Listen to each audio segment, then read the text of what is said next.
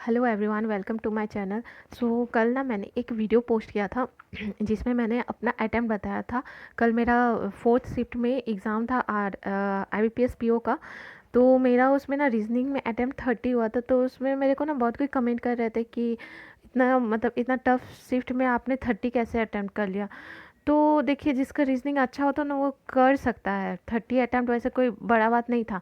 तो सबका ना एक अपना अपना स्ट्रेटजी होता है। तो मेरा स्ट्रेटजी ना थोड़ा अलग है। जैसे बहुत कोई होता है ना कि अगर स्टार्टिंग में कोई सिटिंग अरेंजमेंट आ गया या फिर कोई पजल आ गया तो उसको ना वो लोग स्किप करना ज़्यादा बेटर समझते हैं। बट मैं ऐसे बहुत कोई है कि वो स्किप स्किप स्किप करते जाते हैं। देन उसके बाद जो मिसलेनियस बनता है, मिसलेनियस मिलता है, उनको वो लोग अटैम्प्ट करते हैं। बट मेरा ये स्ट्रैटेजी नहीं था। मेरा स्ट्रैटेजी था कि मेरे को स्टार्टिंग में जो मिले मैं वही बनाऊं। क्योंकि मेरा पजल्ड और सिटिंग अरेंजमेंट अच्छा है, क्योंकि मैं PM से टेस्ट देती हूँ तो मैं वहाँ का थोड़ा स्पीड करके मैं वो बना लेती हूँ। तो मुझे पता था कि मैं मतलब कैसा भी पजल या सिटिंग अरेंजमेंट आए मैं बना सकती हूँ वहाँ पे। तो जैसे ही पहले ही उस शिफ्ट में तो पहले ही पजल था। तो मैंने पहले ही पजल को बनाना शुरू कर दिया।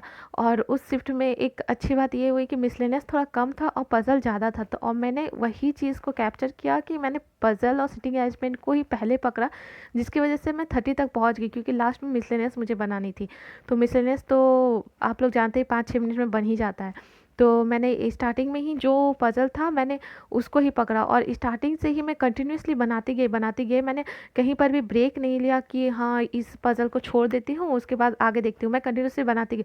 लास्ट में जब मेरे पास 2 मिनट बचा था, तब मैंने वो जो 9% थे और बैठे 9% और PO कलर को से उसको मैंने स्किप करना सही सोचा, क्योंकि मैं अगर उसमें रहती तो मैं आगे का कुछ बना नहीं पाती, इसलिए मैंने उसको स्किप किया था। एंड उसको स्किप करके लास्ट में जो सिलोजिज्म था, वो मीनिंगफुल वर्ड बनाना था, मैंने उसको कैप्चर किया। तो कल क्या क्या आया था, मैंने वो सारे क्वेश्चंस इस मतलब कॉपी में मैंने नोट किए हैं। तो मैं बताती हूँ मैंने कैसे बनाया है। तो मैं एग्ज़ाम में सेम ऐसे ही करती हूँ। जो रफ पेपर मिलता है मुझे, तो मैं ऐसे मंडे ट्यूसडे ऐसे ही सिंपल लिखती हूँ, कुछ ज़्यादा नहीं लिखती। और मैं ऐसे से यहाँ पर भी एक दो को खींच देती हूँ लाइन, एंड देन मैं बनाना शुरू करती हूँ। तो मैंने इसको कैसे बनाया वो मैं बताती हूँ। इसमें एक पॉइंट दिया हुआ था कि ए या ये मुझे याद नहीं आ रहा कि ए या ई दोनों में से कोई एक जो है वो इवन डिजिट आएगा इसका। ठीक है। तो मैंने जब इसको बनाया तो इसमें ना वैल्यू कैसे आया तो वो मैं बताती हूँ। वैल्यू जैसे ई का बनाया तो जैसे A+E उसका वैल्यू दिया है, और इसको अगर आप प्लस माइनस करेंगे तो 2 वैल्यू निकलता है। तो फिर उसमें बहुत कोई अटक गया कि दो में से कौन सा वैल्यू होगा। तो मैंने क्या किया था, यहीं पे मैंने वो भी वैल्यू लिख दिया। तो ए का भी कुछ ऐसे ही आया था तो यहीं पे मैंने वो भी वैल्यू लिख दिया। सेम मैंने यहाँ पर भी वैसे बनाया था, जो अलग अलग शिफ्ट में बैठे हुए थे। बनाने के बाद मुझे नहीं पता कि मेरा पजल सही बना है या गलत बना है। मैं डायरेक्ट क्वेश्चन में गई। क्वेश्चन में जाने के बाद पहला ही क्वेश्चन में कुछ ए से रिलेटेड था। तब उसमें जो ए का मैंने जो जो वैल्यू निकाला था वो सब वैल्यू नहीं था, ये वाला सिर्फ 28 नंबर वैल्यू था। तब मुझे आइडिया लगा कि हाँ 28 मेरा सही है, मतलब ये वाला पजल मेरा सही है। मुझे क्वेश्चन में जाके पता लगा कि मैंने पजल सही बनाया है कि नहीं। तो ऐसे करके मैंने इसको बनाया है। एंड मैंने दोबारा से रीचेक भी नहीं किया कि मैंने पज़ल को पूरा सही बनाया है कि नहीं। तो वो मैं रीचेक कहाँ पे कर रही थी, जब ऑड वन आउट आ रहा था। ऑड वन आउट जब क्वेश्चन आ रहा था तब मैं जब उसको कर रही थी तो मेरा एक ऑड आ रहा था, बाकी सब ठीक आ रहा था। तब मुझे पता चल जा रहा था कि हाँ मेरा ये पज़ल सही बना है।